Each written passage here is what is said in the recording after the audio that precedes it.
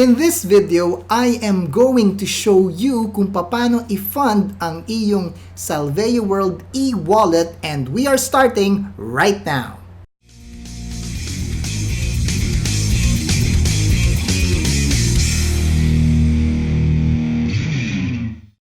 Naghahanap ka ba ng online negosyo? Then you can start by clicking the like button and sharing this video. Kung sa YouTube ka naman nanonood nitong video na ito, then you can start by subscribing and clicking the bell notification so you won't miss anything regarding the business opportunity of Salveoworld Enegosyo, ang online business na pambahay made easy talaga. Hi, I'm Alan De Leon, and let me show you how to fund your e-wallet. So, proceed na tayo sa computer screen ko. Okay, on my previous video, pinakita ko kung paano mag-sign up sa free account sa Salveoworld. So, yun yung pupuntahan natin ngayon. Kung hindi ka pa nakakagawa ng free account mo, then I will leave a link below sa description area para mapanood mo yung video na yun. Okay, so yung ginawa ko is iponman, and then iponman ang username and then my password. Okay, login lang muna tayo. Okay. Okay, nandito na tayo. So, ang gagawin natin is we are going to the dashboard. Punta tayo sa dashboard. Okay, click lang natin itong dashboard. Okay, dito na tayo sa dashboard. Now, it's important na i-fund natin yung e-wallet mo kasi sa ngayon, dahil free account ikaw, ang implication nito is there are 15 ways to earn sa Salveoworld. Now, kung free account ka, you can only you're only eligible to have 3 ways of earning. So, yung 12 ways of earning, hindi mo ma-access until you become a paid member. So, ano ba tong 3 ways of earning sa free member, as a free member? Now, if you look at your dashboard, of course, you have a 300 pesos TechnoWise 360 shopping voucher. You can use the shopping voucher na parang discount. Okay? So, pwede mong gamitin yan. Then, kung titingnan mo rito, what are the other benefits of being a free Salveoworld member? So, free member ka ngayon because nag-register ka sa free member. So, sabi rito, you get 2 free replicated websites, Salveoworld and TechnoWise 360. So, meron kang 2 replicated website. Isa sa Salveoworld, which is this one, at meron pang isa, yung TechnoWise 360. Si Salveoworld is the e-commerce, affiliate marketing, and multi-level marketing business system rolled into one ng Salveoworld. While si TechnoWise 360 naman is a e-commerce business platform. So, isa lang si TechnoWise 360, e-commerce business platform. While si Salveoworld is parang 3-in-1. Okay? So, yan yung benefit mo as a free member, and then yung ways to earn ay 3. So, dito, you earn shopbox in 3 ways. Itong cashback, endorsement bonus, and sign up bonus. I will not go into details regarding this kasi meron akong separate video detailing kung ano tong 15 ways of earning. But what I want to share with you is pag free member ka, you can only access 3 ways of earning. Now, kung gusto mong ma-access yung buong 15 ways, then you have to become a paid member.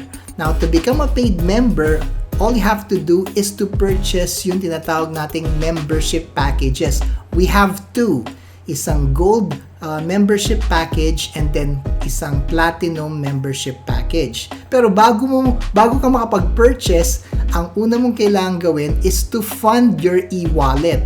Meaning to say, you put money dun sa e-wallet mo dito sa loob ng dashboard mo so that you can purchase yung mga membership package. At yan yung ituturo ko ngayon, how to fund your e-wallet.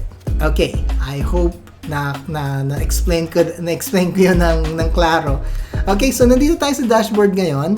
Punta tayo dito sa e-wallet. Click na yung e-wallet. Okay. Alright. Ayan na.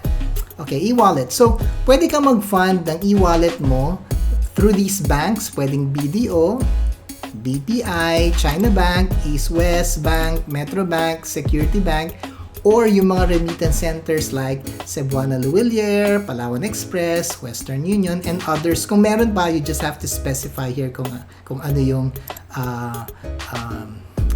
how you call it, yung remittance center na napili mo. So, for this tutorial, ang gagamitin natin is BDO.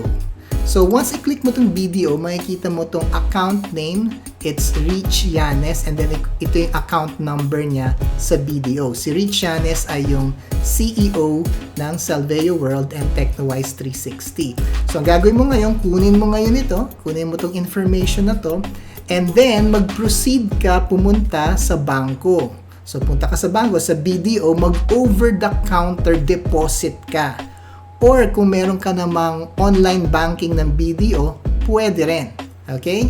So, once natapos ka na mag-over-the-counter or mag-online banking sa BDO, you have to keep the deposit slip, picturean mo, and then, balik ka uli rito sa dashboard natin, then pupunta naman tayo dito sa kabilang side, which is this one. Ang gagawin natin, kung ano yung nasa deposit slip, then ilalagay natin yung information dito. Okay? So, I've taken the liberty na lagyan na ito ng information. So, I have a example, may sample deposit slip ako na inalagay ko dito. Okay, as you can see. So, ang amount sent is 27,000. And then, lagay natin yung payment date. And then, reference number, sender's name, and then yung location ko. And then, nag-note lang ako dito na yung funds will be used to purchase 3 platinum accounts and 2 gold accounts. Kaya 27,000 yung akin dineposit sa BDO.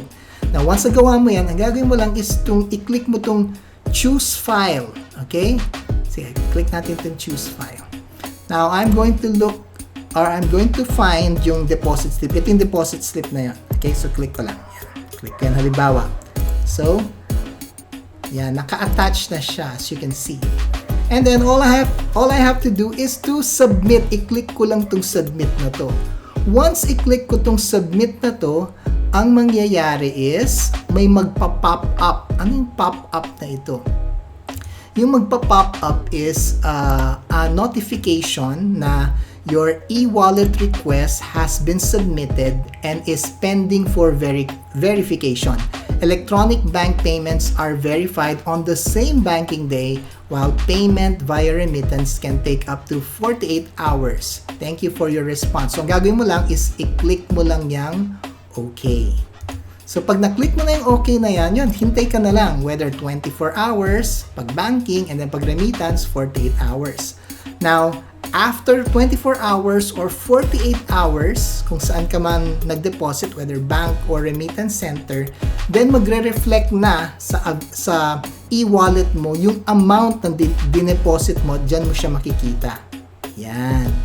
Now, kapag nag-reflect na dyan, then ibig sabihin successful yung iyong pag-fund ng e-wallet. Meaning to say, ready ka na mag-purchase online dyan mismo sa dashboard mo ng membership packages like gold and platinum. So that's it.